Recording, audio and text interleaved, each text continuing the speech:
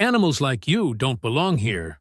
Logan Whitaker's black belt snapped as he stepped in, chest puffed, crowding Imani Brooks on the mat. This gym's for real fighters, not handouts, hoping no one notices. He shoulder-checked her hard. His heel ground into the mat like he owned it. Laughter echoed from the other guys. Sharp, mean, approving. "Let's spar," Logan said, smirking. "I'll remind everyone where you belong." Imani didn't move. Barefoot, hands taped, eyes steady. She stayed quiet, not because she was afraid, but because she'd been trained to end violence before it needed applause. Logan never noticed the way the head coach froze mid-step, because the girl he was about to toy with was the only person there authorized to end his career with one call. Before continuing, comment where in the world you are watching from, and make sure to subscribe, because tomorrow's story is one you can't miss.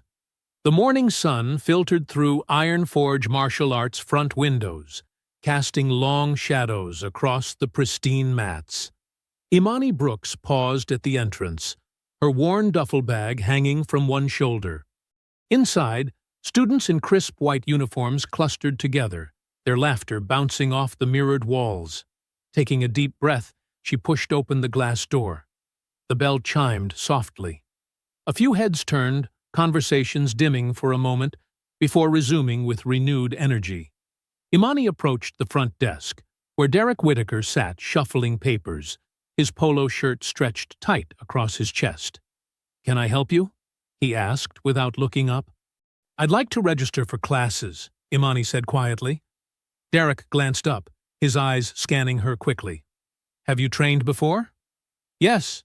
Imani kept her answer simple. "Where?" He pulled out a stack of forms. "Master Kim's," before it closed. Derek's pen paused. "Never heard of it." "Well, we do things differently here at Iron Forge. More structured." He slid the papers toward her.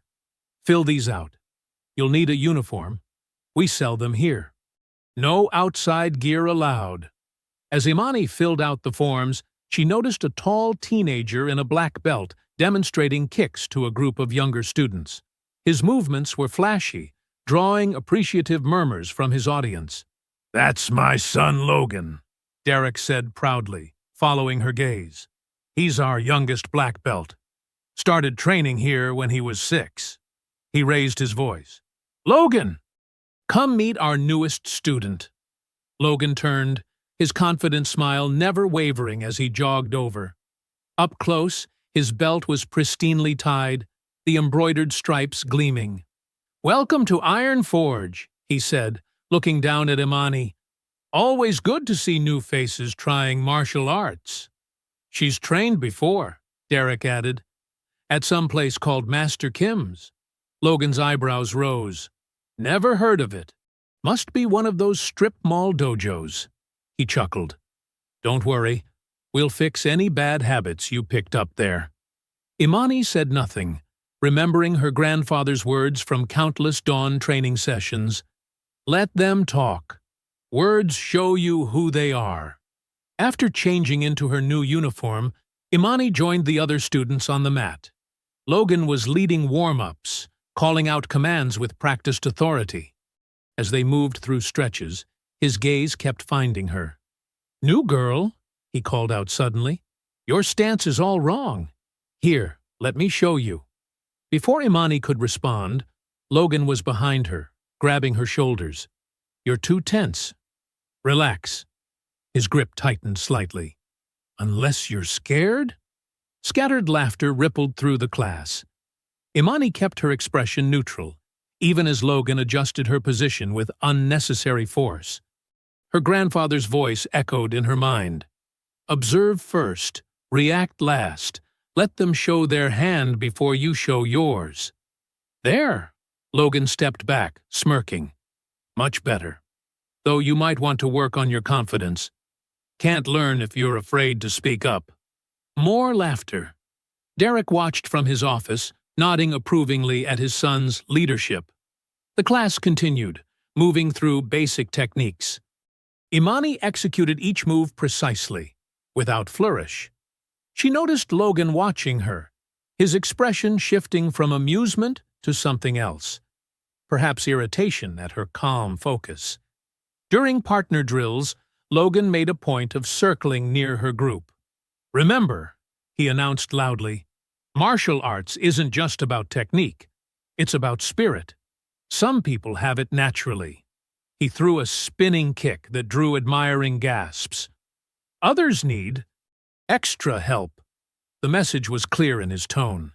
Several students glanced at Imani, then quickly looked away. "Good first class," Derek called out as they finished. "Logan, maybe you can give our new student some special attention next time. Show her how we do things here at Iron Forge." Logan's smile widened. "Happy to help. Always good to start with the basics. Really basic basics." Imani bowed out with the rest of the class, feeling Logan's eyes on her back. The other students gave her a wide berth as they headed to the changing rooms, already falling into whispered conversations. In the locker room, she carefully folded her new uniform. Her grandfather had warned her about places like this, where respect was a weapon and hierarchy was everything. "Watch how they treat those they think are beneath them," he'd said. "That's when masks slip." As Imani shouldered her bag, laughter echoed from the main room. Logan's voice carried clearly. "Did you see how scared she looked? Some people just aren't cut out for real training." More laughter. Derek's voice. "Now, son, be nice. Everyone has to start somewhere." "Sure, Dad. I'll be real nice." Show her exactly what she needs to learn. Imani walked out, her steps silent on the padded floor. The morning sun had shifted, throwing different shadows now. She felt Logan's gaze follow her to the door, heavy with assumed authority and dismissive amusement.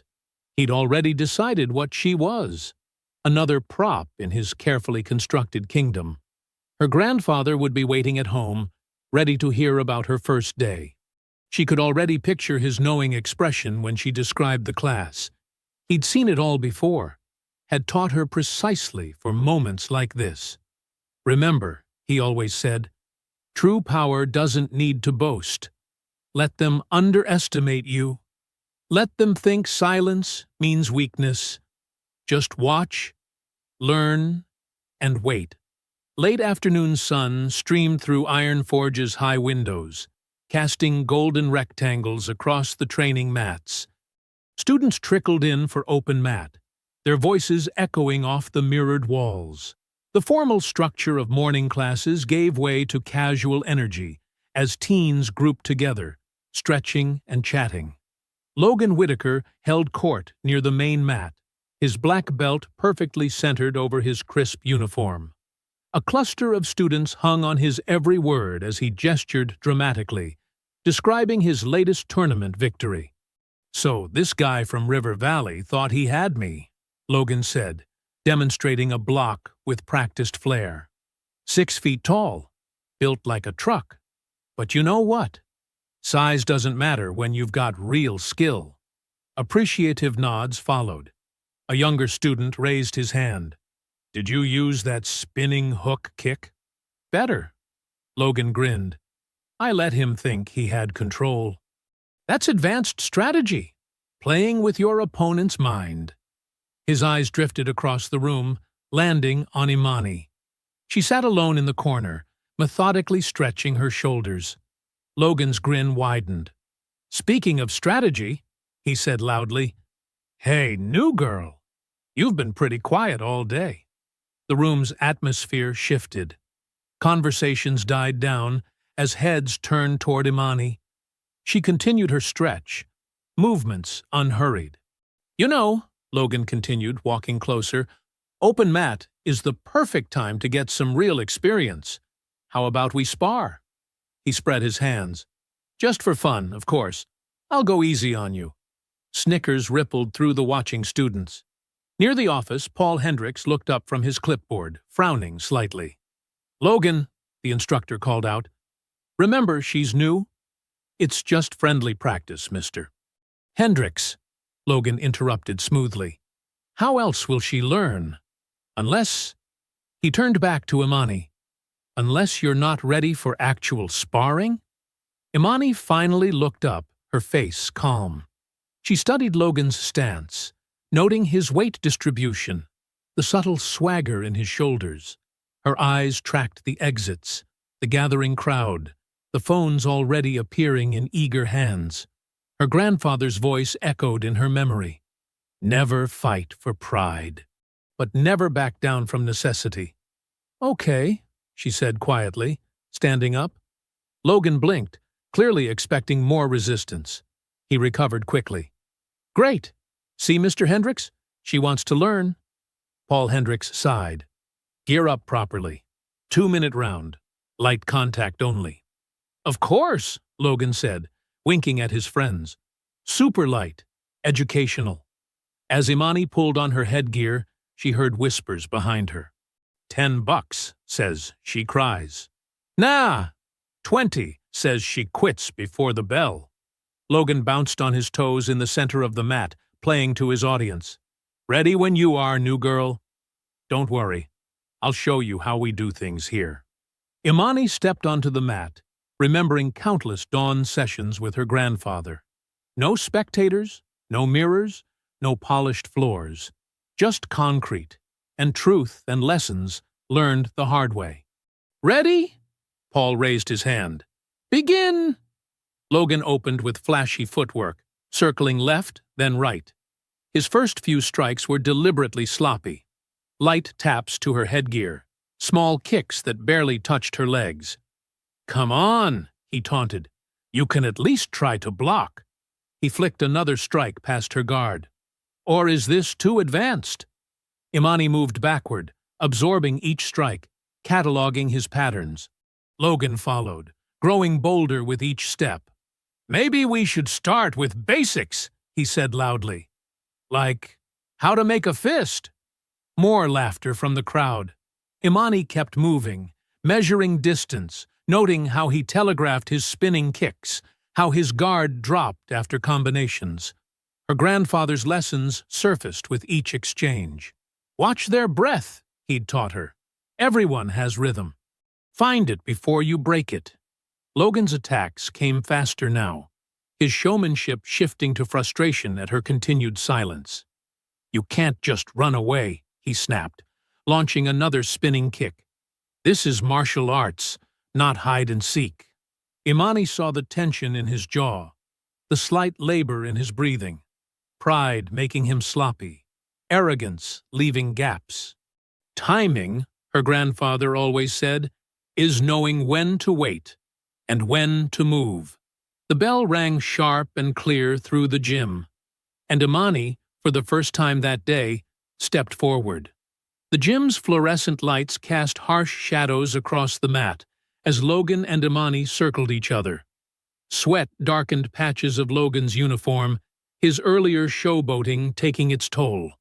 Students pressed closer, forming an eager ring around the action, their phones held high to capture whatever came next. Is this all you've got? Logan's voice carried a new edge. Just backing up and playing defense? He punctuated his words with quick jabs that Imani deflected, her movements economical and precise. Paul Hendricks watched from the edge, arms crossed. His expression shifted from mild concern to growing curiosity as he studied Imani's footwork. Logan pressed forward, each strike becoming less theatrical and more forceful. Come on!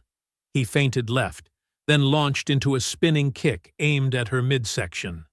At least try to fight back. The kick never landed. In the space between heartbeats, Imani moved. Her pivot was so clean it looked rehearsed.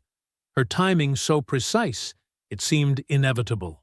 Logan's momentum carried him past her like a bull charging a matador. Before his brain could process the miss, Imani's sweep took his legs out from under him. The impact of Logan's body hitting the mat echoed through the suddenly silent gym. A few gasps rippled through the crowd. Someone's phone clattered to the floor. But Imani wasn't finished. As Logan tried to roll away, she transitioned smoothly into a joint lock. Her grip found pressure points that most recreational martial artists never learned existed. The hold was textbook perfect, the kind of technique that spoke of thousands of repetitions, of muscle memory burned into bone through years of dawn practice. Logan's eyes widened as he felt the inexorable pressure. This wasn't the flashy competition holds he was used to, where opponents played for points and referees stepped in early. This was something older, something that carried the weight of actual combat in its execution. "Tap!" Logan's voice cracked. When the pressure didn't immediately release, he slapped the mat harder. "I said, tap!" Paul Hendricks burst into motion, rushing forward. "Break! Break, now!" Imani released the hold instantly, rolling backward to her feet in one fluid motion. She stepped away and bowed formally, face composed as if this were any other training exercise. The silence in the gym grew heavier. Students who had been recording lowered their phones slowly, as if unsure what they'd just witnessed. The usual post-sparring chatter was conspicuously absent. Logan scrambled up, his usual grace abandoned. Red splotches colored his neck and face as he tugged his uniform straight. That was... He swallowed hard. The mat's slippery. Someone must have tracked water in. A younger student near the front whispered, "But he didn't slip, he—" "Quiet!" Logan snapped, making the boy flinch. Paul Hendricks cleared his throat. "That's enough for today.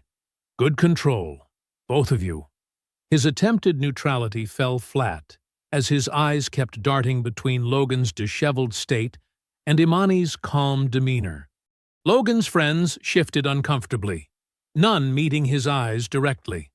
The unspoken hierarchy of the gym had just been upended, and no one quite knew how to react. "Whatever." Logan forced a laugh that sounded more like a cough. "Nice move. Got lucky with the timing." He ran a hand through his sweat-dampened hair, trying to project casualness. "We should do this again sometime. You know, when the mat's not so—" Imani didn't acknowledge the excuses. She bowed once more to the instructor, then turned and walked off the mat, her footsteps silent on the padded surface. Her expression remained neutral, but there was a weight to her silence that felt more eloquent than any victory speech. Logan's forced smile couldn't hide the dangerous glint in his eyes as he watched her go. His hands clenched and unclenched at his sides, knuckles white with suppressed emotion. The gathered students began to disperse, their whispered conversations creating a low buzz of speculation. Some replayed their videos, analyzing the takedown frame by frame. Others huddled in small groups, reconsidering everything they thought they knew about the quiet new girl. Paul Hendricks stood rooted to his spot, a troubled look crossing his features. He'd seen enough matches to know the difference between luck and skill, between a flashy performance and efficient combat application. What he'd just witnessed belonged firmly in the latter category. Logan's father emerged from the office, drawn by the unusual quiet. "Everything all right out here?" "Fine," Logan said quickly, too quickly. "Just showing the new students some basics." His voice carried a tremor that belied his casual words. The assistant owner's gaze swept the scene, noting his son's disheveled appearance and the lingering tension in the air. His expression hardened as he watched Imani collecting her water bottle from the corner. Near the lockers, two senior students whispered behind their hands. "Did you see how fast?" "Shh. Logan's looking this way." The gym's usual afternoon energy had transformed into something uncertain and electric. Equipment lay forgotten on the edges of the mat. The wall clock ticked loudly in the strained atmosphere. The fluorescent lights in the locker room hallway buzzed with an electric hum that made Imani's skin prickle. She changed quickly, methodically folding her uniform and tucking it into her duffel bag. The rest of the students had cleared out, leaving behind the sharp scent of sweat and deodorant. Her muscles felt loose, warm from the workout, but her instincts had sharpened to razor focus. The hallway's shadows shifted, and footsteps approached. Multiple sets, deliberately unhurried. Logan appeared at the corridor's end, flanked by Tyler Knox and Evan Reed. His gym uniform was still rumpled from their sparring match, but he'd fixed his hair, regaining some of his usual polish. Tyler wore a smirk that matched Logan's stance, while Evan hung slightly back, his eyes darting between Logan and the floor. "Hey there, superstar!" Logan's voice had shed its public performance tone. It was lower now, colder. He positioned himself to block the exit, shoulders squared. "We need to talk about what happened out there." Imani adjusted her bag strap, scanning the space automatically. 3 teenage boys. 1 exit. Concrete walls. The supply closet door stood ajar to her left. A security camera blinked lazily in the corner, its red light steady. "That little stunt you pulled?" Logan continued, taking a step closer. "That's not how things work here." Tyler snickered, crossing his arms. "Yeah, someone needs to learn the rules. See? You're new." Logan's words dripped with false patience. "So maybe you don't understand yet. But there's a certain order to things at Iron Forge, a respect for tradition." His pause carried weight. "For people who've earned their place." Imani remained still, her breathing controlled. Her grandfather's voice echoed in her memory. "Stillness isn't weakness. It's the moment before the strike." "And you?" Logan's eyes narrowed. "You forgot your place. Tried to make me look bad in front of everyone." "Like some kind of show-off," Tyler added, eager to pile on. Evan shifted uncomfortably, looking down the hallway.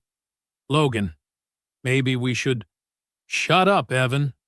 Logan didn't even glance his way. He took another step toward Imani, close enough now that she could smell his mint gum. "You might think you're special because you got lucky with one move. But trust me, this is my gym. My father's gym. And we protect our own here." The fluorescent light above flickered, casting strange shadows across Logan's face. His usual charm had evaporated, revealing something harder, uglier underneath. "So here's what's going to happen," he continued, voice dropping even lower. "You're going to know your role. Stay quiet. Train in the back. And if anyone asks about today, you tell them I was being nice, helping the new girl feel welcome." His lips curved in a smile that never reached his eyes. "Because if you try to show me up again—" Footsteps echoed from the office area, accompanied by Derek Whitaker's voice discussing class schedules with someone. Logan paused, jaw tightening at the interruption. Imani used the moment to step forward, her movement smooth and unhurried. She didn't drop her gaze from Logan's, didn't flinch or rush. Her grandfather had taught her that predators chase what runs. Logan's hand shot out, not quite touching her, but hovering near her shoulder. "We're not done here." "Logan!" Evan's whisper carried an edge of warning as the footsteps grew closer. With visible frustration, Logan lowered his hand and shifted aside, just enough to let Imani pass. But as she drew even with him, he leaned in close, his words meant for her ears alone. "This gym protects its own," he repeated softly. "Remember that before you try anything else stupid." Imani walked past them, her steps measured and calm. She felt their stares on her back all the way to the exit, heard Tyler's muffled laugh and Evan's quiet protest. The evening air hit her face like a wake-up call as she stepped outside. The parking lot was nearly empty, orange sunset painting long shadows across the asphalt. She took her time walking home, letting the tension drain from her shoulders with each block.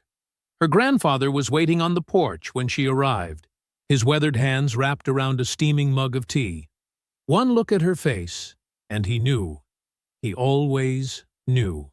"Come sit," Samuel Brooks said, gesturing to the empty chair beside him. His voice carried the quiet authority of someone who'd seen too much to waste words. Imani settled next to him, laying out the day's events in precise detail. The sparring match, the technique she'd used. Logan's performance beforehand and his true face after. The threats in the hallway, coded but clear. Samuel listened without interruption, but his jaw tightened as she spoke. The grip on his mug grew white-knuckled at certain parts. When she finished, silence stretched between them, broken only by distant traffic and cicada songs. "You controlled the situation," he finally said, nodding slowly. "Kept your head. Used what I taught you, both in technique and temperament." "Yes, grandfather." "Good." He set his mug down carefully. "Now you'll need to keep training. Harder than before. And keep detailed notes. Dates, times, exactly what was said and done. Document everything." Imani nodded, understanding the wisdom behind his words. That night, in her bedroom, she pulled out a small notebook from her desk drawer. The pages were crisp, waiting. She wrote the date at the top, then Logan's name, followed by a precise account of the day's events. Her handwriting was neat, unhurried, each detail captured with the same calm focus she'd shown on the mat. The morning sun hadn't fully cleared the horizon when Imani approached Iron Forge Martial Arts. Her breath formed small clouds in the cool air as she reached for the door handle. Inside, the fluorescent lights hummed against the pre-dawn darkness, and the mat already held several figures warming up. Logan stood at the center, his black belt precisely knotted, demonstrating a technique to two junior students. His laugh carried across the empty space, too loud for the early hour. When the door clicked shut behind Imani, his eyes flicked toward her, and his smile widened. Bright, practiced, wrong. "Morning!" His voice boomed with exaggerated cheer. "Eager to learn more, huh?" Imani nodded once, moving to her usual corner to begin stretching. The other students watched her with poorly concealed interest, yesterday's shock still fresh in their whispered conversations. As more people filtered in, instructor Paul Hendricks called them to line up. "Partner drills today," he announced, scanning the room. "I'll assign pairs." Imani found herself matched with Marcus, a heavyweight brown belt who typically trained with the adult class. He towered over her, thick arms crossed over his chest. "Light contact only," Hendricks reminded everyone, but his eyes didn't quite meet Imani's. Marcus didn't hold back. His blocks came down like hammers, each strike barely controlled. Imani adapted, redirecting force rather than meeting it directly, just as her grandfather had taught her. But every time she successfully evaded, Logan's voice cut through the gym. "Watch that footwork," he called out, stalking closer. "That's not proper form. You're going to hurt someone moving like that." From the office window, Derek Whitaker observed, his expression unreadable as he made notes on a clipboard. When Imani executed a clean takedown, textbook perfect, well within regulations, Logan immediately raised his voice. "Dangerous!" he gestured dramatically. "That kind of reckless technique is exactly what we don't want here. Right, Dad?" Derek emerged from his office, nodding gravely. "Safety first. Always." Hendricks frowned slightly, but said nothing, turning instead to correct a white belt stance across the room. Around Imani, whispers grew like weeds through concrete. "Did you see how aggressive she is? No respect for tradition. Someone should teach her." By afternoon, a new notice appeared on the bulletin board, printed in bold letters. "Attention all students, updated conduct guidelines. Strict adherence to traditional forms. No unauthorized techniques. Immediate correction of dangerous behavior. Respect for senior belt authority. Violations will result in suspension. Derek Whitaker's signature." Marked the bottom, the ink still fresh. During the evening class, Imani noticed every minor correction was aimed at her. A slight angle in her knee, the position of her elbow, the timing of her bow. Things that went unremarked in other students drew immediate criticism. "Hey, look!" Tyler Knox sneered during water break, loud enough to carry. "She's even drinking water wrong." Laughter rippled through Logan's usual group. They clustered near her deliberately, voices pitched to reach her ears. "What's with that hair, anyway? Probably can't afford proper gym clothes. Should stick to her own kind of place." Imani kept her face neutral, but her hands tightened around her water bottle. She thought of her grandfather's hands, the way scars mapped his knuckles like pale rivers, the stories behind each mark that he shared only in pieces, late at night when sleep wouldn't come. That evening, she found Samuel in their small backyard, tending to his vegetable garden. The setting sun painted his gray hair gold as he worked the soil with careful precision. "Grandfather," she said softly, "why did you never join a formal dojo?" Samuel sat back on his heels, studying a tomato plant before answering. "Power needs checks," he finally said. "Balance, like these plants." He gestured to the garden. "Too much water drowns them, too little withers them. But the right amount, applied with discipline." He smiled slightly. "That creates growth." He stood slowly, brushing dirt from his hands. Belt systems. They can be good. Structure, goals, community. But sometimes they become about power itself. About who has it, who wants it, who's afraid to lose it. His eyes grew distant. "I've seen what happens when authority goes unchecked. In war, in peace, people start believing the belt makes them right, instead of their actions." Imani thought of Logan's smirk, of Hendrick's averted gaze, of Derek Whitaker's convenient new rules. "The system protects itself," Samuel continued, leading her inside to the small room they'd converted for training. "That's why I taught you differently. No belts, no ranks, just truth in movement, reality in technique." He ran a hand along the bare walls. No certificates, no trophies, no colored belts in neat rows. Power without accountability rots from inside, like fruit left in the sun too long. Looks good on the outside, poison within. They trained until darkness fell completely, Samuel correcting her form with the same patience he'd shown for 10 years. Each movement had purpose. Each technique served survival, not spectacle.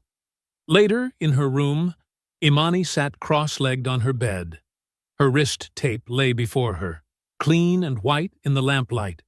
She began wrapping her hands with the same careful attention she'd given every lesson, every drill, every quiet dawn practice. The tape made soft ripping sounds in the silence as she prepared for tomorrow, each strip measured and precise. The afternoon sun blazed through Iron Forge's wall-length windows, casting long shadows across the mat. Sweat darkened the backs of uniforms as students rotated through sparring partners. Imani's GI was already soaked. She hadn't been allowed a single water break. "Switch!" Logan's voice cut through the rhythmic sounds of practice. His arms were crossed over his chest, a clipboard dangling from one hand. "Imani, you're with Jake." Jake, fresh off the sidelines, bounced on his toes as he squared up. His white belt was crisp, still holding its creases, but his stance betrayed wrestling experience. Imani's muscles burned from the previous 4 rounds, each one against a rested opponent. They bowed.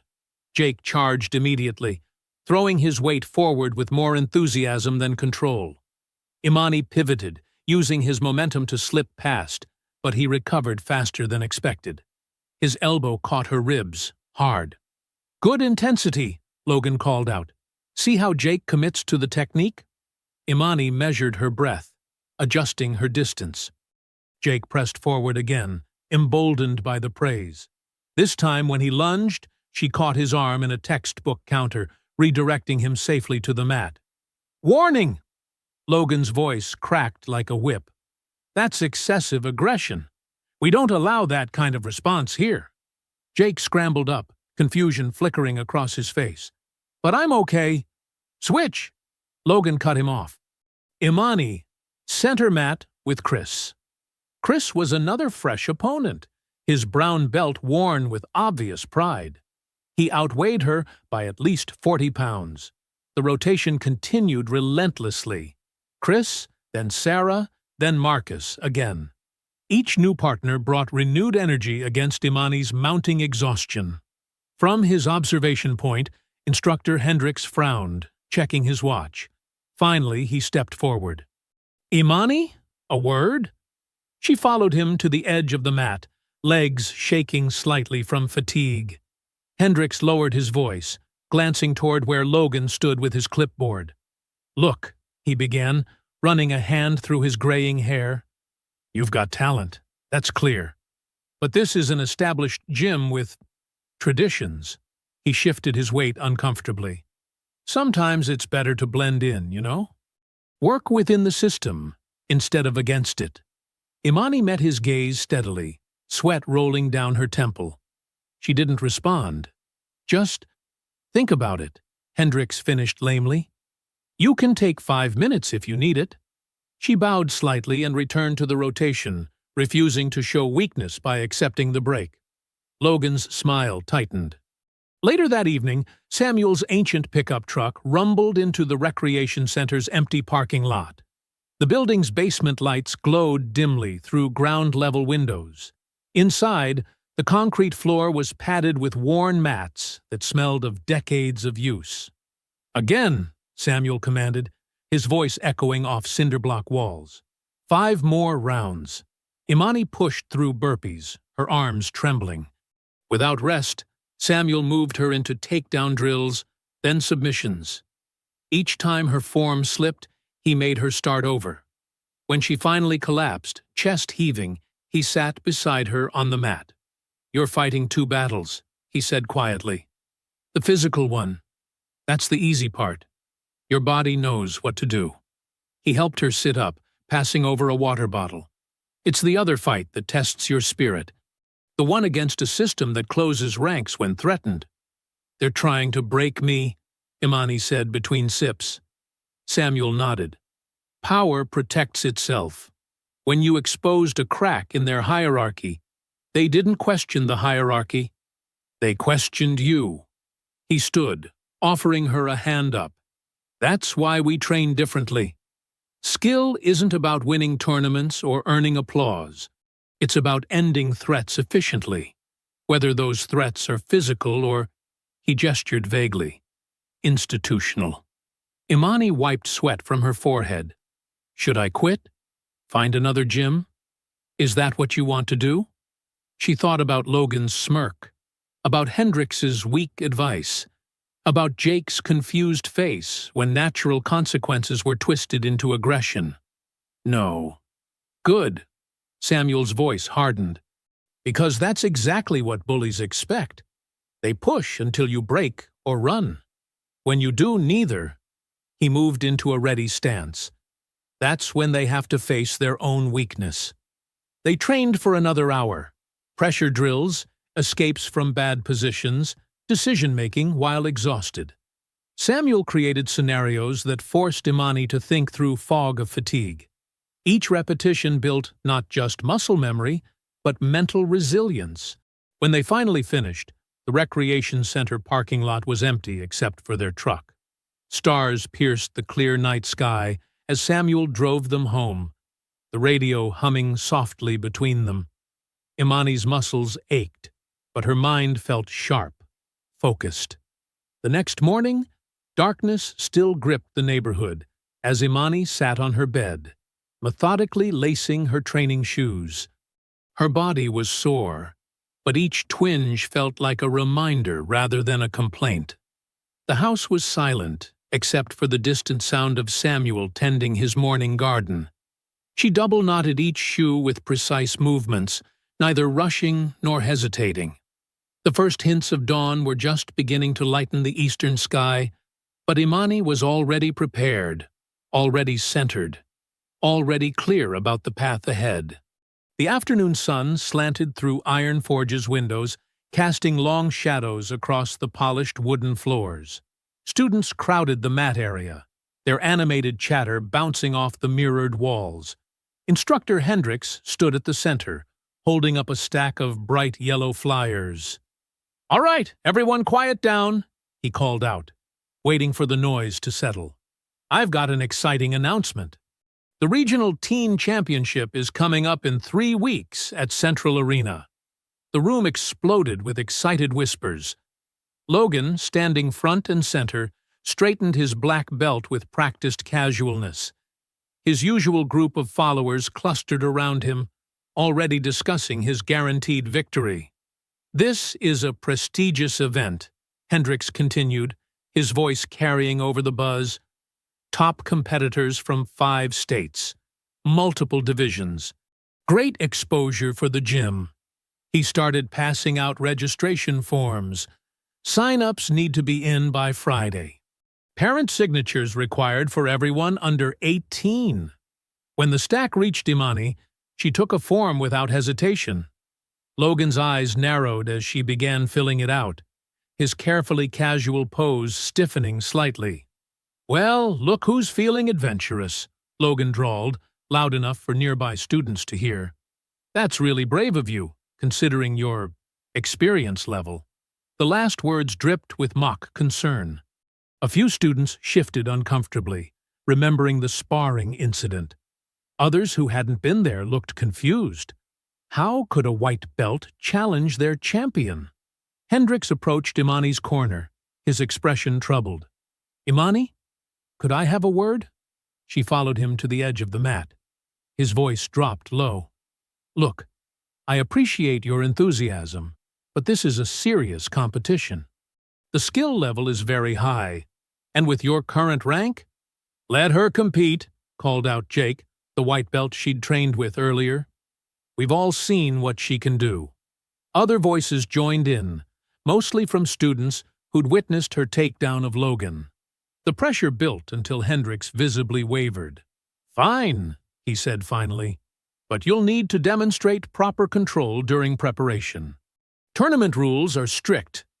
Logan's laugh cut through the moment. "Don't worry, coach. I'll help her train. Make sure she understands the proper approach." The next few days transformed the gym. Practice matches increased in intensity. Students paired off for endless drills, perfecting competition legal techniques. Logan held court at the center of it all, performing flashy combinations for his admirers. During one rotation, he deliberately paired himself with Imani. "Remember," he announced loudly, clearly performing for the watching students, "control is everything in competition. We can't have any dangerous situations." His eyes locked onto hers meaningfully. They bowed in. Logan immediately launched a series of aggressive strikes, forcing her to defend. His technique was technically perfect, designed to impress. Each attack came with commentary. "See how I maintain safe distance?" Another strike. "Notice the controlled power?" A sweep attempt. "This is what judges look for." Imani absorbed, redirected, waited. When she finally moved, it was with precise economy. No wasted motion, no flash.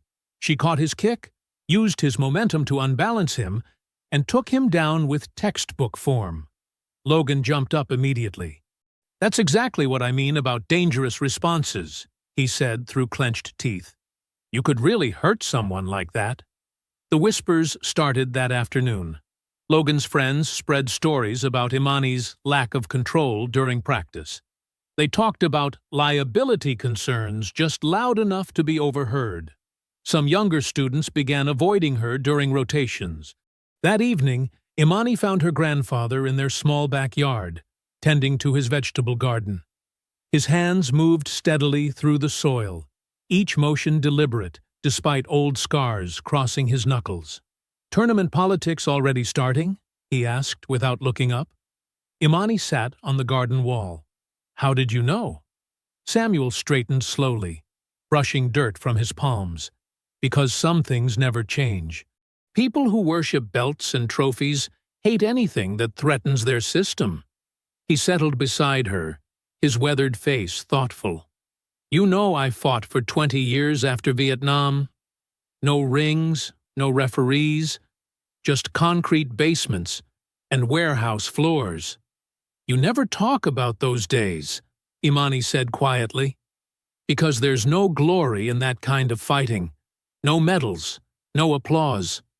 He flexed his scarred hands. But there was truth. When someone went down, it wasn't because of politics or points. It was because they were beaten, plain and simple. Standing, Samuel moved through a simple stance sequence. Despite his age, each position flowed perfectly into the next.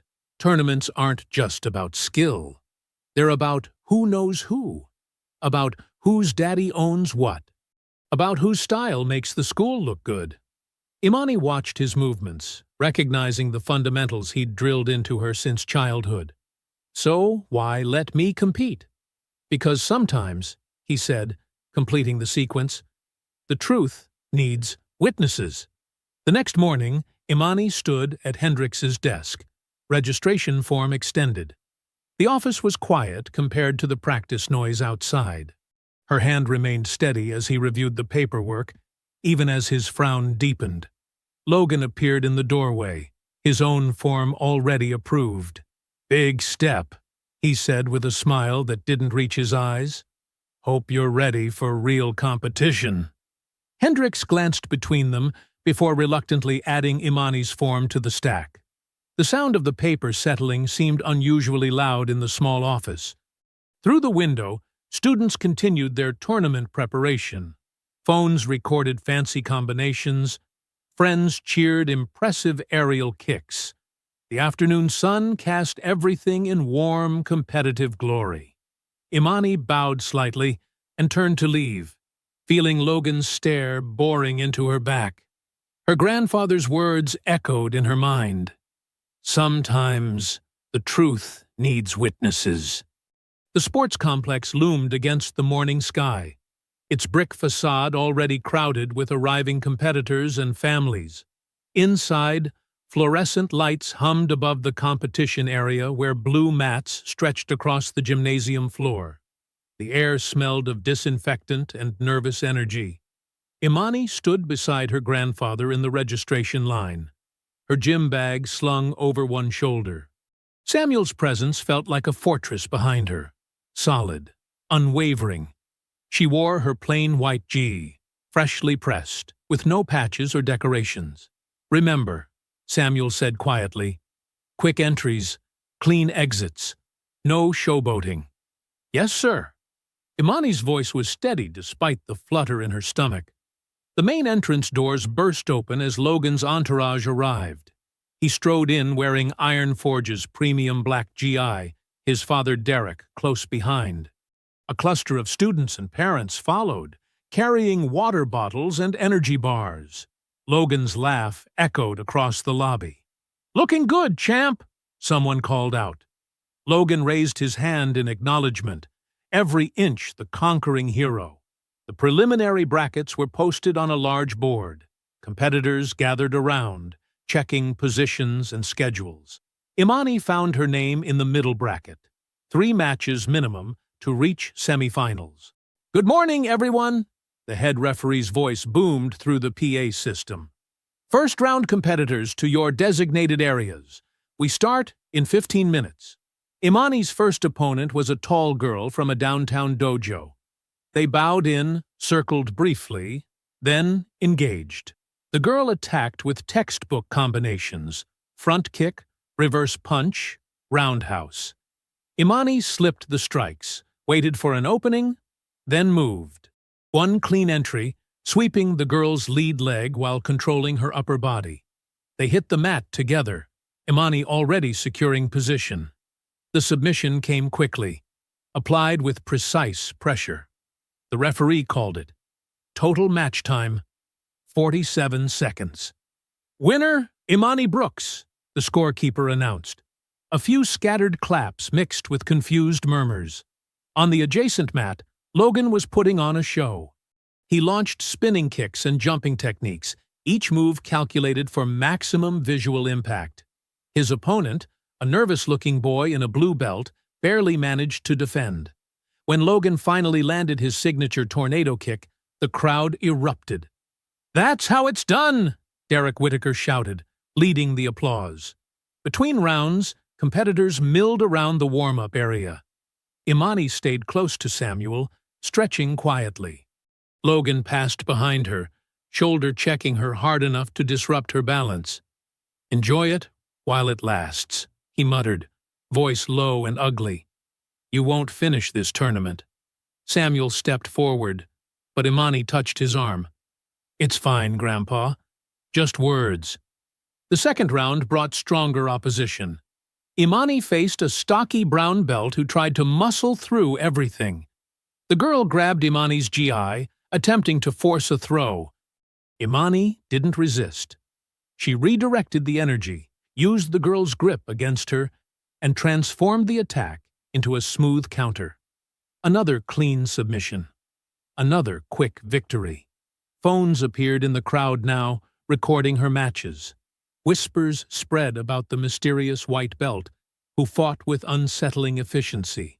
Some viewers recognized her from viral clips of the gym incident. Logan continued his campaign of dominance, each victory more theatrical than the last. He played to the cameras, pointed to his supporters after particularly flashy moves. The judges nodded approvingly. Derek Whittaker worked the crowd, shaking hands with officials between matches. During the quarter-final break, Samuel's eyes narrowed.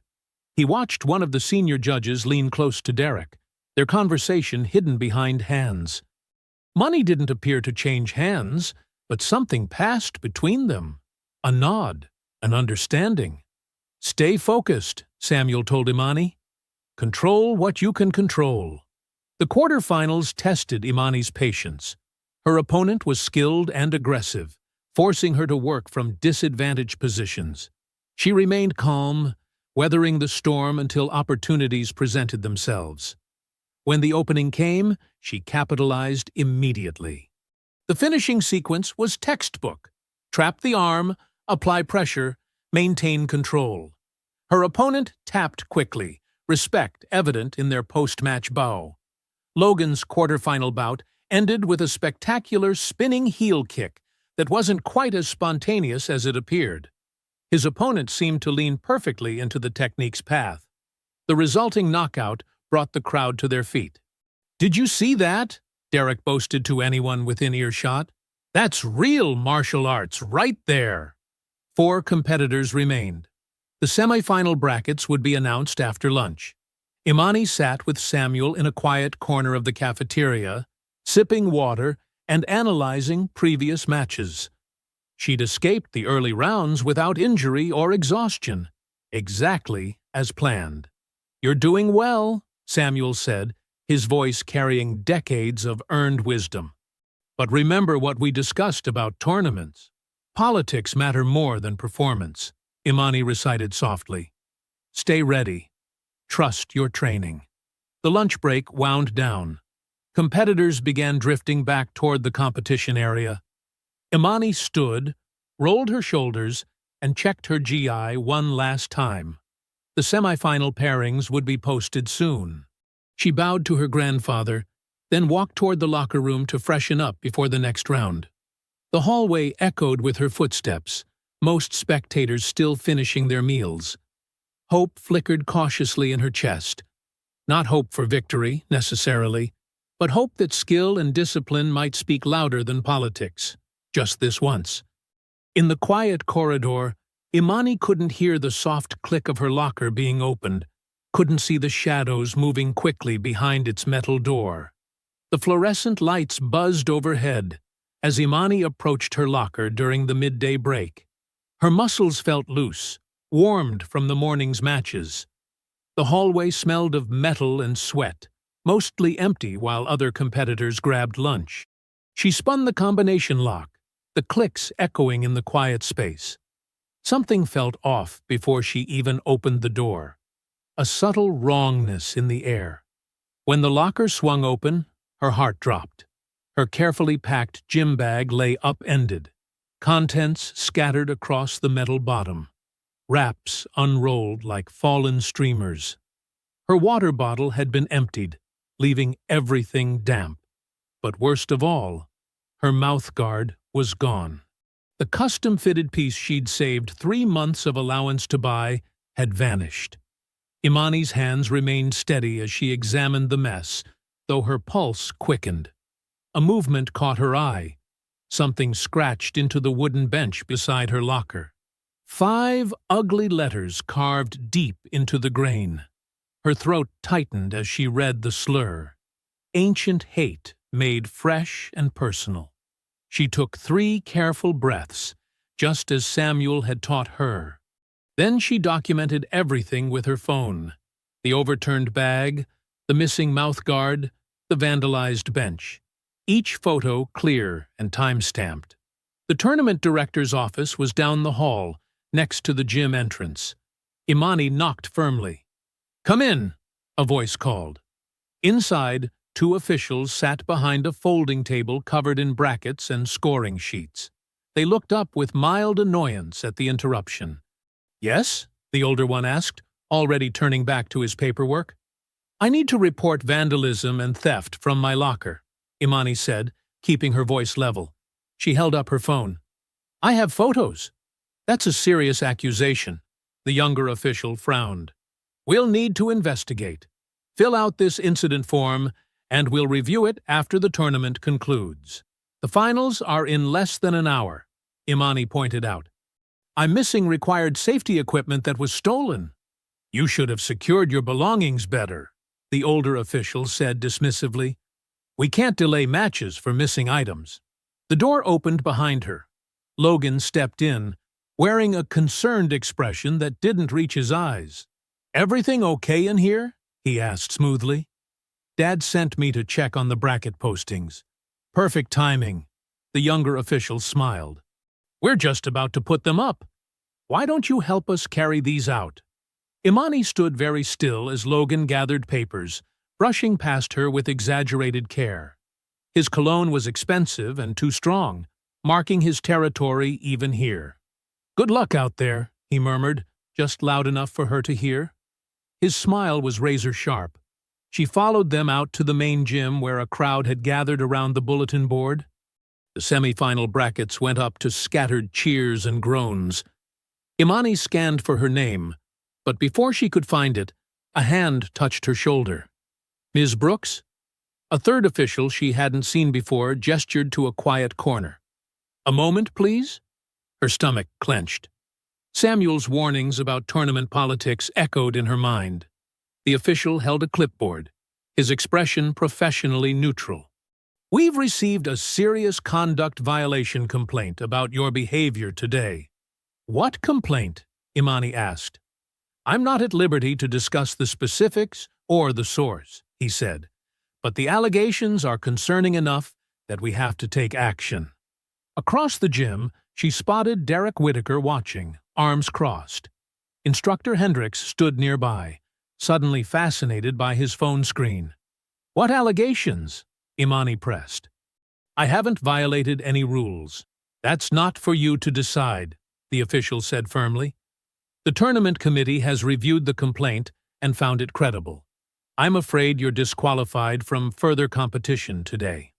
The words hit like a physical blow. Based on an anonymous complaint? Without any evidence or chance to defend myself? "The committee's decision is final."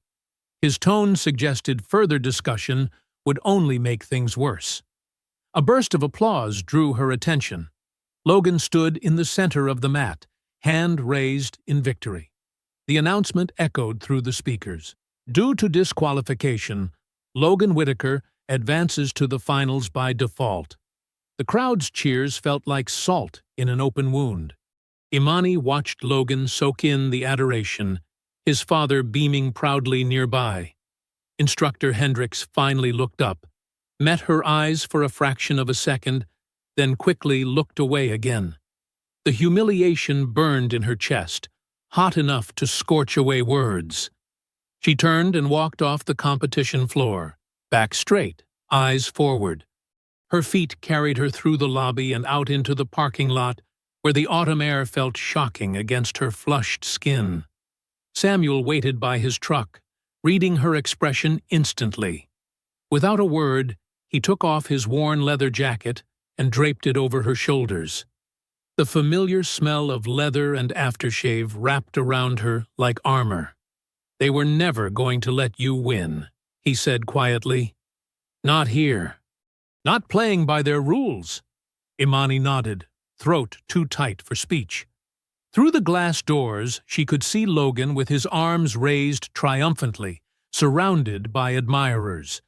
His victory would be recorded, celebrated, shared on social media.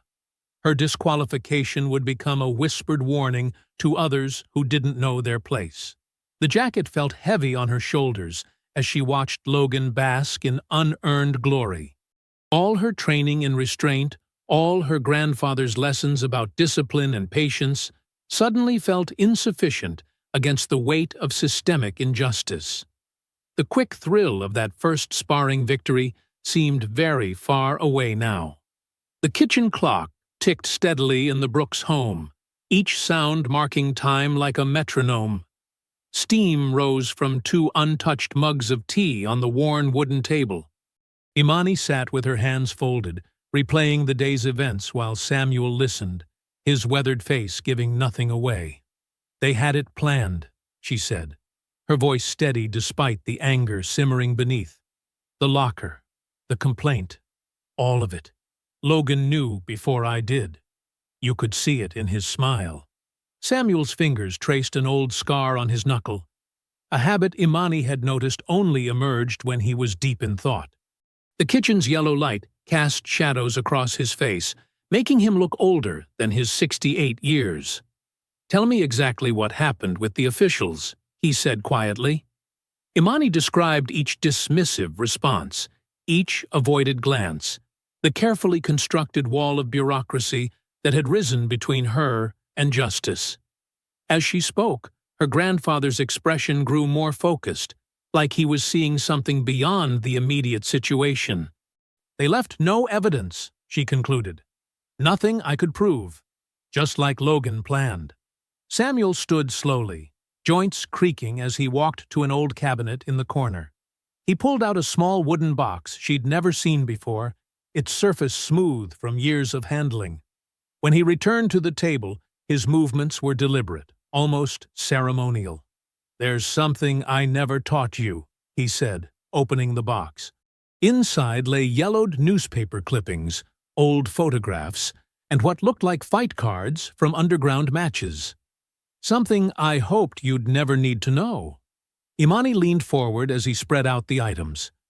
The photos showed a younger Samuel in various fighting stances, but not in any traditional dojo. The venues looked like warehouses, basements, places where official rules held no power. "When systems fail," Samuel continued, his voice taking on a teacher's rhythm, "when private injustice hides behind public policies, there's another way, a harder way." He tapped one photo showing him squared off against a much larger opponent. "You have to make them face you where their power doesn't reach, where audience matters more than authority." Imani's phone buzzed. A video link appeared in her messages.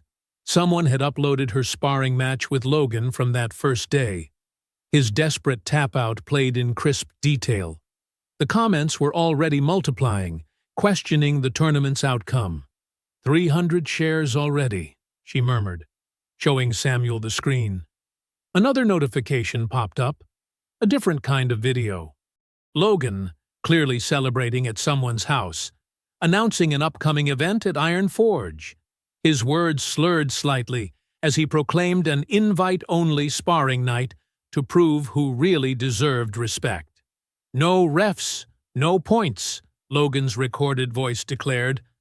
"Just real fighting, unless some people are too scared to show up." The camera panned across his laughing friends before cutting off. Imani looked up at her grandfather. His expression had shifted from contemplative to grimly determined. He gave a single, sharp nod. "Get your gear," he said, standing. "We start now." The basement lights flickered on, illuminating their private training space. No mirrors, no decorations, just mats and essential equipment. Samuel moved with renewed purpose, setting up familiar drills in unfamiliar combinations. "No more holding back," he instructed, as Imani wrapped her hands. "No more hiding what you can really do. Show me everything." They trained for hours. Each movement was analyzed, refined, stripped of any unnecessary flourish.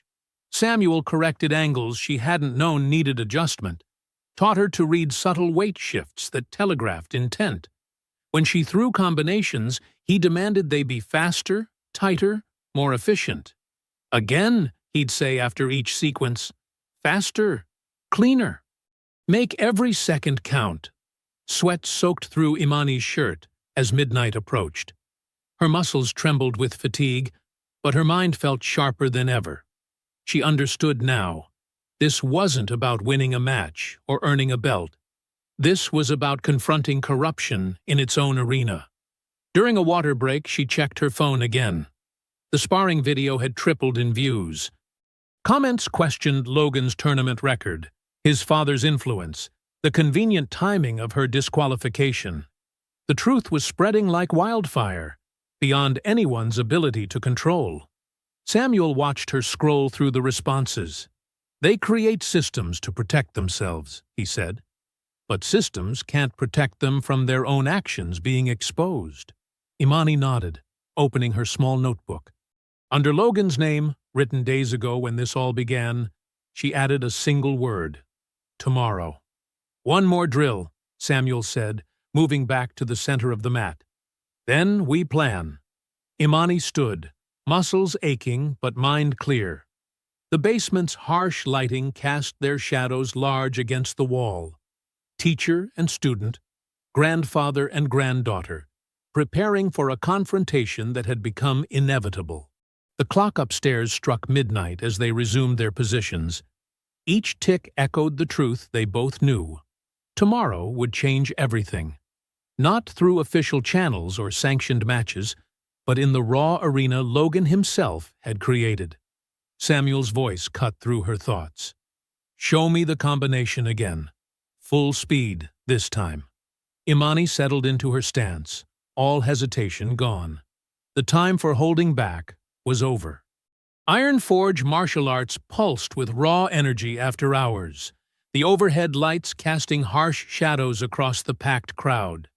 Music thumped through portable speakers, drowning out the whispered bets and excited chatter. The air felt electric, charged with the knowledge that what was about to happen wasn't sanctioned by any official body. Logan Whitaker commanded attention at the center of the mat, his black belt tied with theatrical precision. A group of admirers clustered around him as he gestured dramatically, recreating his tournament victory. "She just couldn't handle the pressure," he proclaimed, loud enough to carry. "Some people aren't cut out for real competition, you know?" Laughter rippled through his audience. Derek Whitaker lingered near his office doorway, maintaining the paper-thin fiction that he wasn't supervising this unauthorized gathering. His presence sent a clear message. Consequences would be selective tonight. Phones recorded everything, their small screens glowing like fireflies in the dimmer corners of the gym.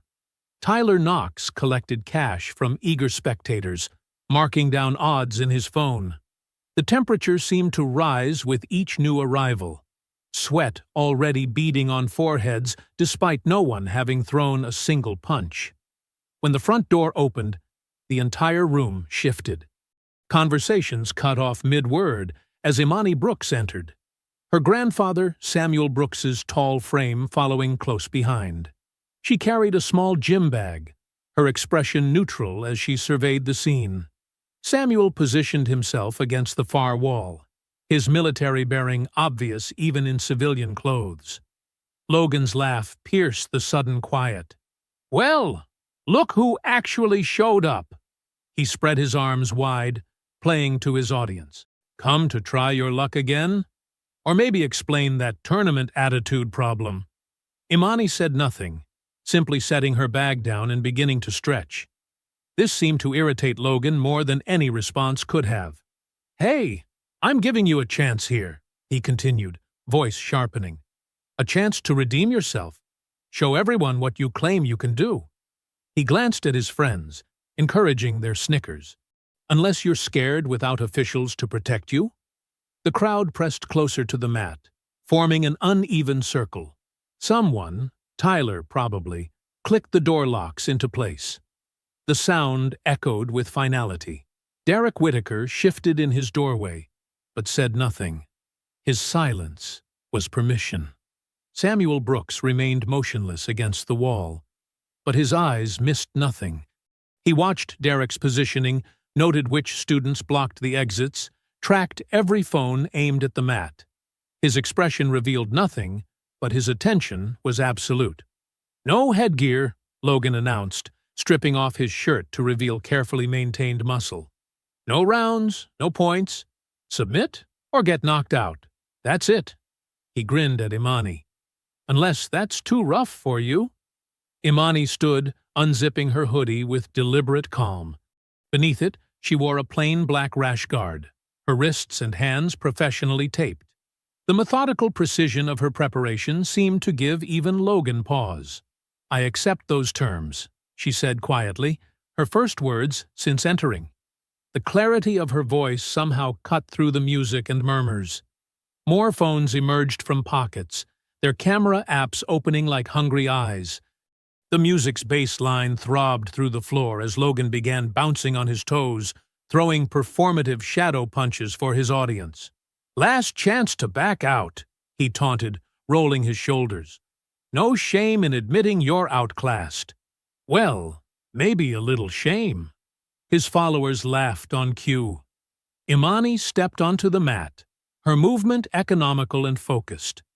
Gone was any trace of the hesitation she'd shown in previous classes. Her stillness radiated something that made the closest spectators take small steps backward. Logan's grin faltered slightly as she met his gaze. He covered it quickly, playing to the crowd again. "Hey, somebody make sure to get this on video. It's gonna be a short show, but a good one." The circle of phones tightened, their lights creating an electronic halo around the mat. Derek Whitaker crossed his arms, committed now to his role as passive observer. Samuel Brooks remained statue still, only his eyes moving as he tracked every detail. Imani settled into her stance, not the showy position Logan had mocked in her first class, but something older, more grounded. The difference was subtle, but significant, like a tiger relaxing before it springs. "Ready to learn your place?" Logan called out, starting his trademark showboating circuit of the mat. "Don't worry, I'll try to leave you conscious enough to remember the lesson." The music seemed to fade into the background as tension built. Someone started a ragged countdown, voices joining in. 5! Logan bounced higher, playing to his audience. 4!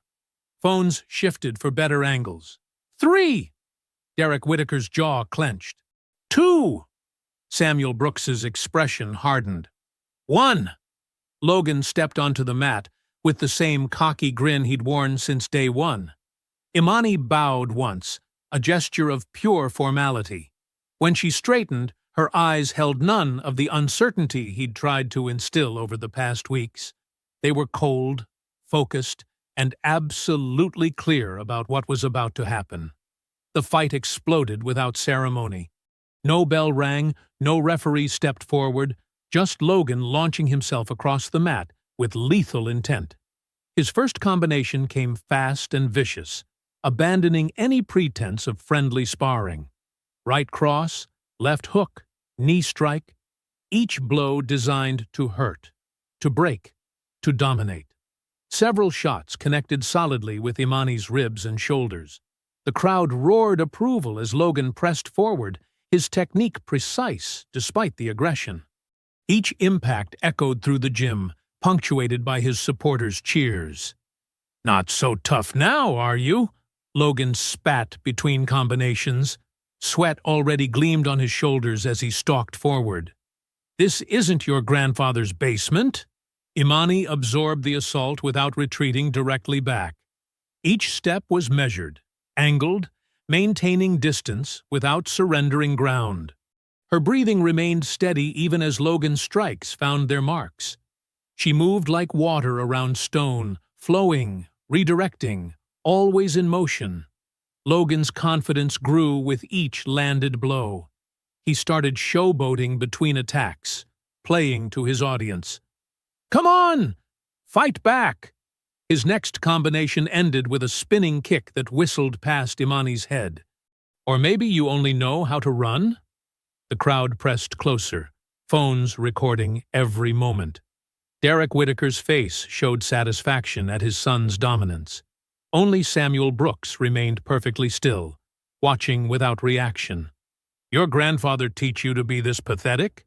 Logan launched another blitz of strikes. "No wonder you got thrown out of the tournament." Something shifted in Imani's eyes at the mention of her grandfather. When Logan committed to his next punch, overextending slightly, she moved. The counter was brutally efficient. She trapped his extended arm, stepped inside his guard, and executed a perfect hip throw. Logan hit the mat with shocking force, the impact driving air from his lungs. The crowd's cheering cut off like a switch flipped. Logan scrambled to his feet, face flushed with rage and embarrassment. Gone was the performative swagger. Now his eyes held real hatred. He charged forward with a roar, abandoning technique for pure aggression. This time, Imani met him head-on. She blocked his wild haymaker and swept his legs in one fluid motion. Logan crashed down again harder than before. The sound made several spectators wince.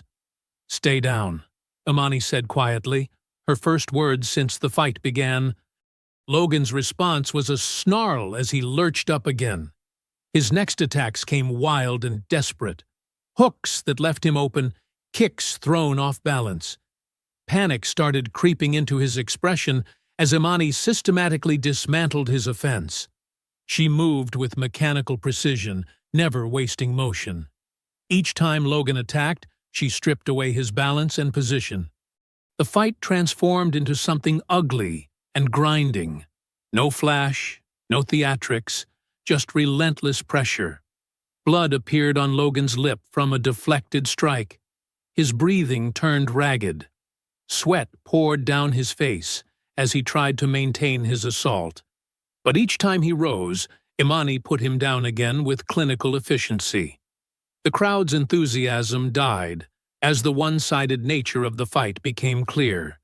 Phones lowered slightly, their owners uncertain whether they should keep recording.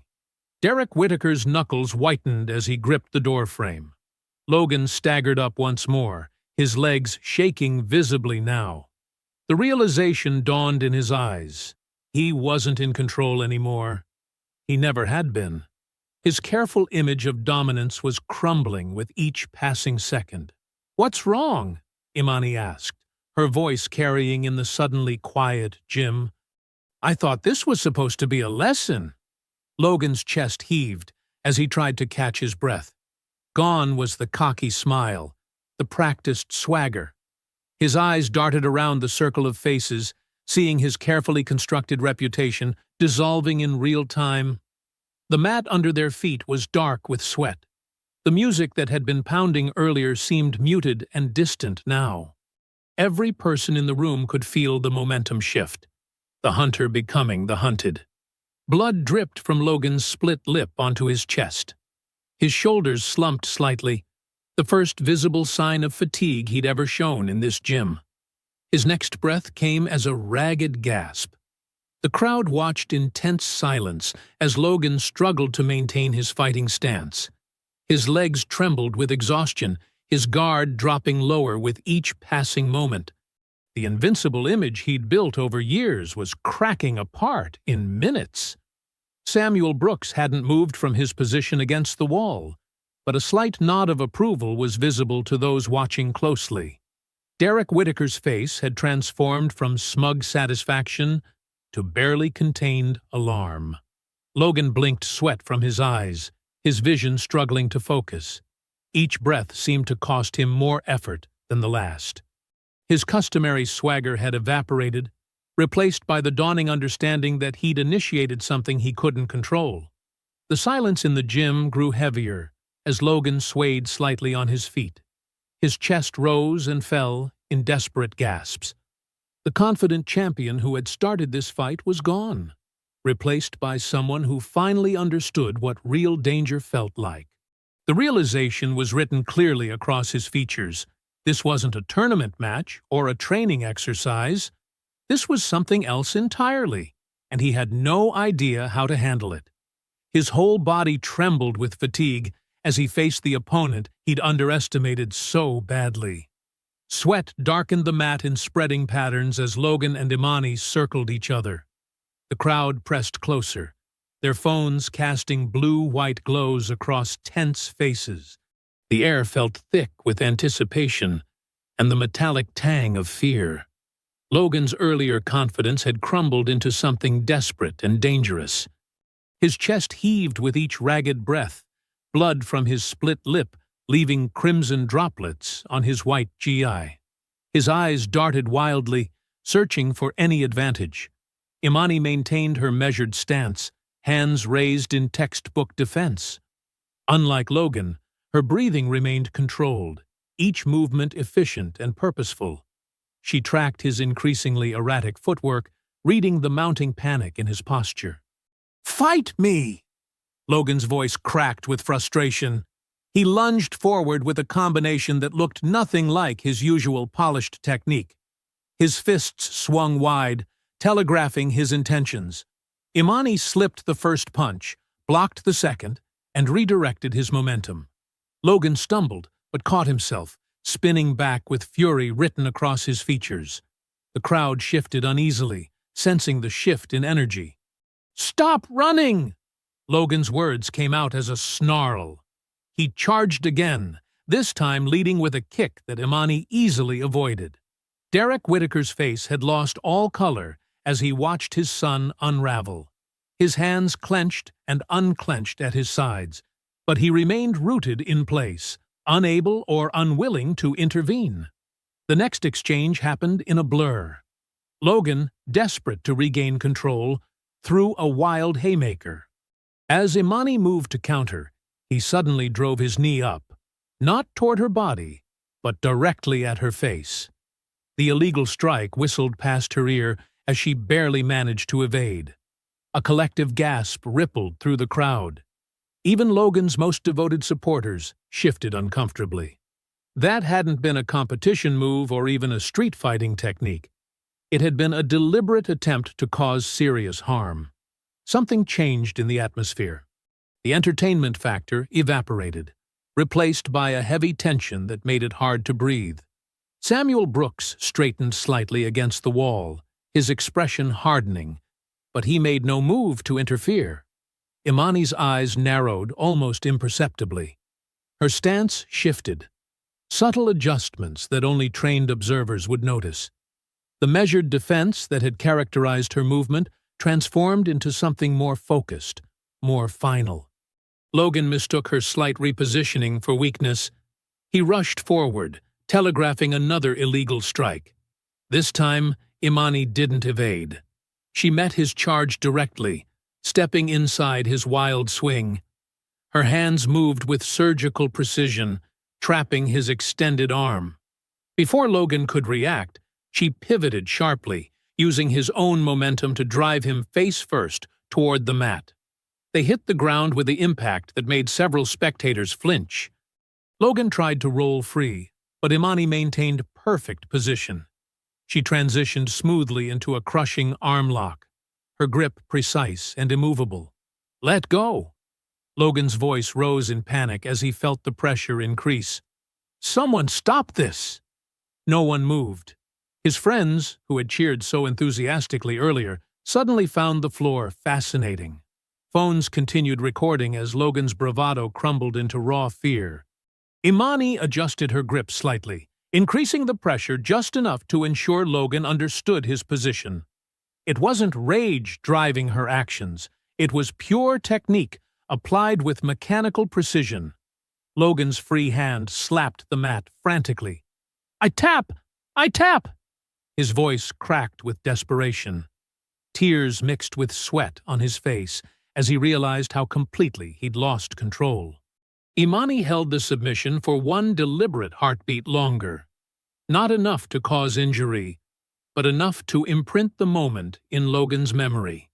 Then she released him and rolled smoothly to her feet. Logan collapsed onto his stomach, body shaking with harsh sobs. The invincible champion was gone, replaced by a teenager facing his first real defeat. His carefully constructed image of dominance lay in shambles around him. The silence in the gym felt absolute. No one spoke. No one moved. The only sounds were Logan's ragged breathing and the soft whir of phone cameras still recording. "It's all on video," someone whispered from the back of the crowd. "Everything. The whole fight." The whisper rippled through the gathered students. Others nodded, confirming they had captured not just the fight, but Logan's taunts, his illegal strikes, his complete unraveling. Derek Whitaker's face drained of what little color remained as he processed the implications. His son's actions, and his own negligence in allowing this unsanctioned event, had been documented from multiple angles. As if underlining the gravity of the situation, distant sirens began to wail outside the gym. Derek's eyes snapped to the doors he had allowed to be locked, trapping everyone inside this unauthorized gathering. The sound seemed to break the spell holding the crowd in place. Students shifted nervously, suddenly aware of their participation in something that had spiraled far beyond a simple challenge match. Logan remained on the mat, his sobs quieter now, but his body still trembling. The perfectly styled hair that had been his trademark hung in sweaty strands across his face. His GI, usually pristine, was soaked with sweat and marked with his own blood from his split lip. The sirens grew louder, their wail cutting through the heavy silence. Derek Whitaker stared at the locked doors with growing dread, understanding that there would be no easy way to explain this situation to the authorities.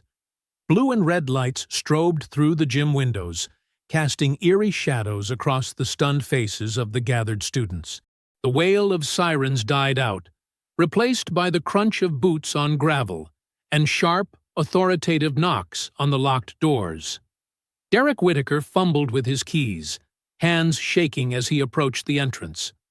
The metal rattled against the lock before he managed to turn it. The doors swung open, revealing 3 police officers with stern expressions and hands resting near their belts. "What's going on here?" the lead officer demanded, taking in the scene, the crowded gym, the disheveled mat, Logan still crumpled on the ground. Students pressed themselves against the walls, phones still recording despite nervous glances. No one spoke until one of Logan's former friends stepped forward, screen already extended to show the footage. "It was an illegal fight club," he said, voice trembling. "Mr. Whitaker let his son organize it after hours." Derek's face went ash white. "That's not... I didn't... We have it all on video," another student called out. More phones appeared, screens lighting up with damning evidence. The whole thing. And everything before, too. The officers split up, one moving to check on Logan, another speaking into his radio for medical assistance, while the lead officer cornered Derek. "Sir, I'm going to need you to explain why you've got minors locked in here for unsanctioned fighting." Logan's sobs had quieted to hiccups as the medical officer helped him sit up. His face was a mess of tears, sweat, and smeared blood from his split lip. The perfect hair, the confident swagger, the untouchable aura. All of it gone, replaced by a scared teenager facing real consequences for the first time. "It wasn't supposed to," Logan started, then stopped as his father shot him a warning look. But the dam had broken. Students began speaking up, voices overlapping. "He's been bullying people for months. The tournament was rigged. They vandalized her locker. Mr. Hendricks knew about everything." Paul Hendricks, who had been trying to blend into the background, found himself suddenly the focus of multiple stares. He looked between Derek's thunderous expression and the questioning faces of the officers before his shoulders sagged. "I should have said something sooner," he admitted, voice heavy with shame. There was pressure to favor certain students, to look the other way when rules were broken. Logan's behavior, the tournament discrimination, tonight's event, none of it should have happened. The lead officer's expression darkened as she made notes. We'll need statements from everyone. Nobody leaves until we've got contact information. In the corner, students were already sharing videos through every social platform they could access. The footage spread like wildfire. Logan's original humbling tap-out, the tournament sabotage accusations, and now the brutal exposure of his true character in the unsanctioned fight.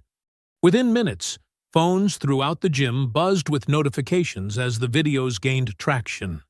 Someone muttered that Ironforge's main sponsor had already seen the footage and was pulling their support. Derek Whitaker watched his empire crumbling in real time as his phone exploded with messages from the gym's board members.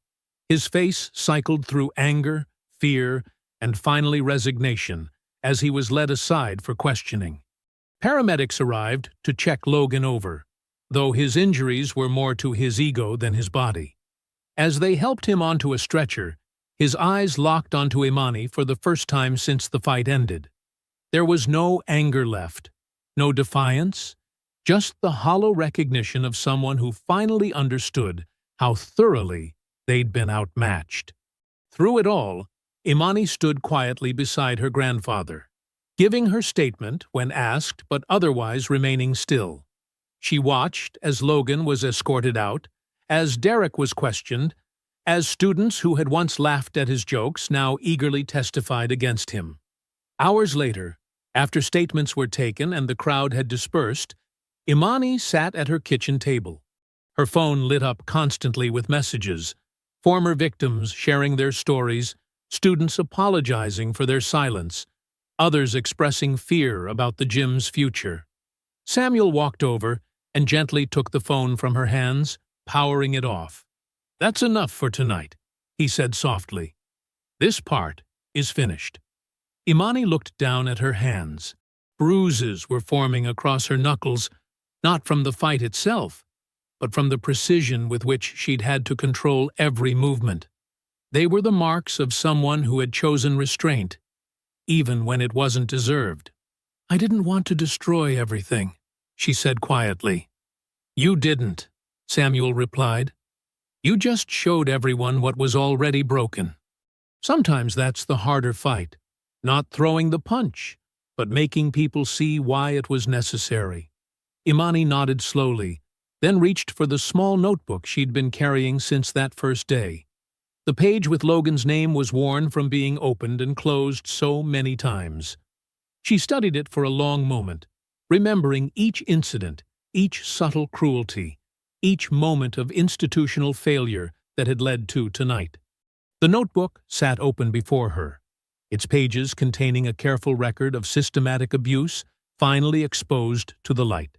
Each entry represented not just Logan's actions, but the broader failure of those who should have protected their students instead of their reputation. Sunlight streamed through the high windows of the community recreation center, casting long rectangles of warmth across the worn blue mats. The space was simple. No mirrors, no promotional posters, no rack of colored belts marking achievement levels, just clean floors, basic equipment, and room to move. Imani Brooks stood at the front of the class, her posture relaxed but attentive as she watched her students stretch. There were about 15 of them, ranging from 13 to 18 years old. Some wore traditional GIs, others comfortable workout clothes. What united them was their focused silence. No chatter, no phones, no performative energy. "Remember to breathe," Imani said softly, her voice carrying easily in the quiet room. "Focus on your center. Ground yourself before we begin." In the corner, Samuel Brooks sat in a metal folding chair, his weathered hands resting on his cane. His eyes moved carefully over each student, noting their form, their attention, their progress. But he didn't interrupt or correct. This was Imani's space now. Partner up, Imani instructed. We'll work on breaking grips today. The goal isn't to overpower, it's to understand leverage, to recognize when someone is off balance, to use their momentum instead of forcing your own. The students paired off naturally, without the jostling or avoiding that had been common at Iron Forge. A tall girl named Maya worked with a shorter boy named David. Neither seemed concerned about size difference or status. They simply focused on the technique. Start slow, Imani demonstrated with a volunteer. Feel how your partner's weight shifts. Notice the spaces they leave open. Don't exploit them yet. Just observe. Samuel's expression softened as he watched his granddaughter teach. Her voice carried the same quiet authority he'd tried to instill, but she'd made it entirely her own. Where he had taught her survival, she was teaching awareness. Where he had shown her power, she was showing them control. The morning light crept across the floor as the class progressed. Students moved through drills with increasing confidence, but there was no showboating, no aggressive testing of limits. When someone struggled, their partner slowed down. When someone succeeded, the victory was acknowledged with focus rather than celebration. Local news coverage of the Iron Forge incident had finally died down. The last headline Samuel had seen was about Logan Whitaker's competition ban being made permanent. The investigation had revealed years of favoritism, covered-up incidents, and systematic bullying. Derek Whitaker had lost his business license. The building stood empty now, its signs removed, its parking lot vacant. But here, in this simple room, something new was growing. Something stronger than hierarchy and showmanship. Remember, Imani said, as she moved between pairs, adjusting grips and stances with gentle precision. Power isn't about domination. It's about understanding yourself, your opponent, the space between action and reaction. A younger student raised her hand. But what if someone really wants to hurt us? Imani nodded, acknowledging the serious question. Then you'll be prepared.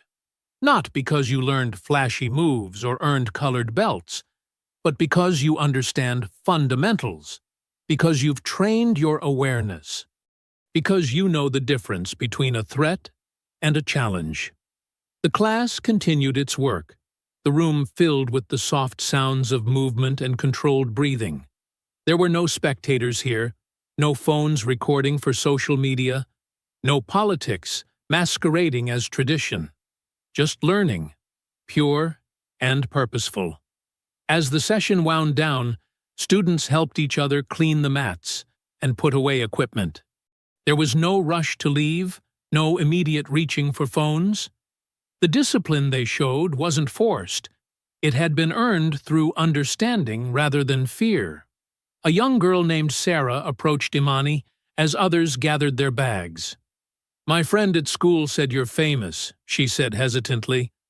"Because of what happened at that other place." Imani's smile was gentle but firm. "No, I'm not famous," she replied. "I was just prepared. And now I'm helping others prepare, too." Sarah nodded, seeming to understand something deeper than the simple answer.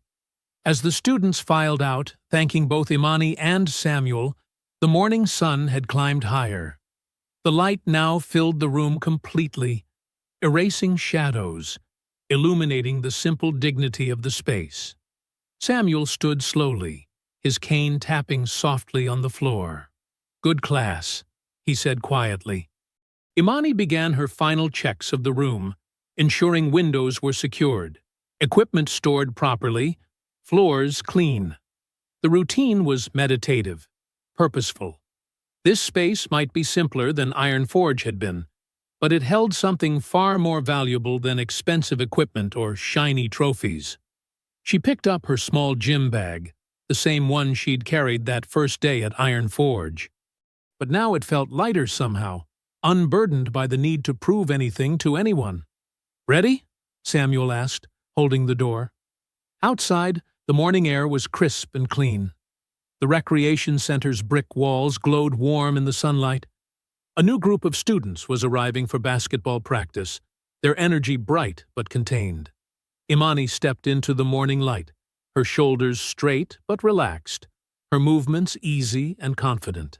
There was no need to look back at the room, no need to check for watching eyes or whispered comments.